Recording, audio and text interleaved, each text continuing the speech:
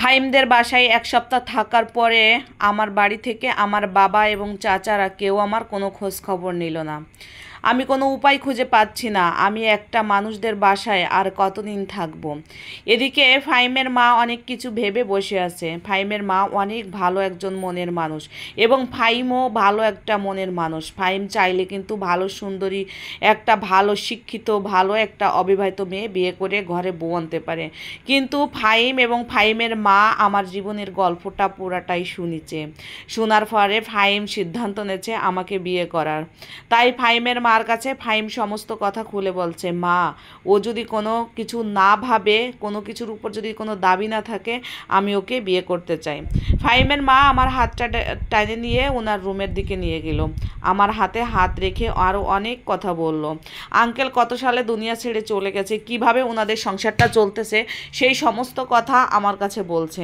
বলার শেষে আমাকে বলছে, মা তুমি তো প্রায় আজকে আমাদের বাসায় এক সপ্তাহ হয়ে যাচ্ছে, তোমার কোনো খোঁজখবর কেউ নিতেছে না। আর তুমি ভালো লক্ষ্মী একটা মেয়ে, তুমি এই বয়সে আর কোথায় যাবা? আমি একটা কথা বলবো, যদি আমার কথাটা রাখো তাহলে আমি তোমার কথা রাখবো। ফাহিমের মার কথা শুনে আমি বুঝতে পারলাম অবশ্যই কিছু একটা বলবে। ফাহিমের মা আমার হাতে হাত রেখে বলল, তোমার যদি কোনো দাবি না থাকে আমি ফাহিমের সঙ্গে তোমাকে বিয়ে দিতে চাই। কারণ আমাদের সমাজে এখন একটা মেয়ে, আমার কোনো মেয়ে নাই তা তো জানোই, কারণ এই ঘরে একটা অবিবাহিত মেয়ে যদি এরকমভাবে থাকে আশেপাশের মানুষ কানাঘুষা করবে, আরও অনেক কিছু বলবে। তাই আমি তোমাকে আমার ফাহিমের সাথে বিয়ে দিতে চাই। আর কিউবা একজন এসে আমার কাছে জিজ্ঞেস করলে আমি কি প্রশ্নও করব। আমি বললাম যে আন্টি ঠিক আছে, আমাকে আধা ঘন্টা ভাবতে দেন। আমি আধা ঘন্টা ভাবলাম। সব কিছু ভাবার পরে আমি সিদ্ধান্ত নিলাম, হ্যাঁ আমি যদি এখানে ভালো থাকি, একটু ভালো ক্ষণিকের জন্য ভালো থাকতে পারি তাহলে তো আমার জন্য ভালো। কারণ আমার মা বাবা থাকতেও এখন মা বাবা নেই, আর আমার স্বামী থাকতেও আমার স্বামী নেই। তাই আমি ফাহিমের সঙ্গে বিয়েতে কোনো কিছু না ভেবে চিন্তেই রাজি হয়ে গেলাম।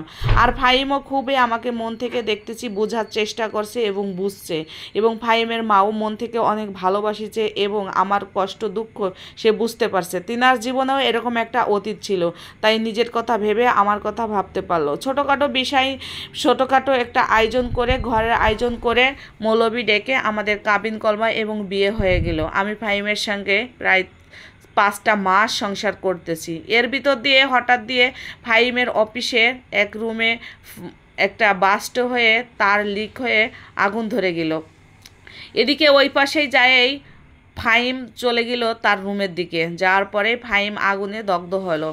আমি চিৎকার করে উঠলাম, কি যেন একটা স্বপ্ন দেখলাম। না স্বপ্ন না, এটা বাস্তবই। পরের দিন সকালবেলায় শুনতে পেলাম ফাহিম হসপিটালে আছে। কি ব্যাপার, বাসায় আসে না কেন? ফাহিমের অফিস থেকে একটা ফোন আসলো। আসার পরে আমার শাশুড়ি আম্মা ফোনটা ধরলো। ধরার পরে পরে দেখি আমার শাশুড়ি আম্মা অনেক কান্না করতেছে। এদিকে আমার পেটে প্রায় 3 মাসের বাচ্চা পেটে। আমি আর কিছুই বুঝতে পারতেছি না। ফাহিম এমনভাবেই পুড়ছে, 3 ভাগের 2 ভাগই সে পুড়ে গেছে, আর 1 ভাগ তার অংশ বাকি আছে। ফাহিমের মা আমার কাছে ফোন দিল যে তুমি যে কোনো মুহূর্তেই হসপিটালে চলে আসো। আমি দৌড়াই হসপিটালে, যেতে না যেতে